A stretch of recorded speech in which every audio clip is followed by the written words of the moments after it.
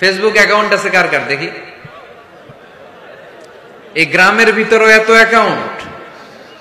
হ্যাঁ, মাশাআল্লাহ, হাত নামাই। এই ফেসবুক যেন আমরা ভালো কাজে লাগাই, খারাপ কাজে যেন না লাগাই, ঠিক কিনা?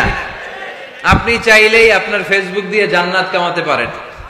ফেসবুকে আপনি আলোচকদের আলোচনা শেয়ার দিয়ে দিবেন, যতটা ভিউ হবে ততটা সওয়াব এর পার্সেন্টেজ আমল নামায় দিবে কে? এখানে আপনি ইসলামী সুন্দর সুন্দর পিকচার আপলোড করে দিবেন, পার্সেন্টেজ সওয়াব দিবে কে? আর যদি নায়িকাদের ছবি মেরা দেন, দুম্মা চলে দুম, গুনাহ আছে না নাই?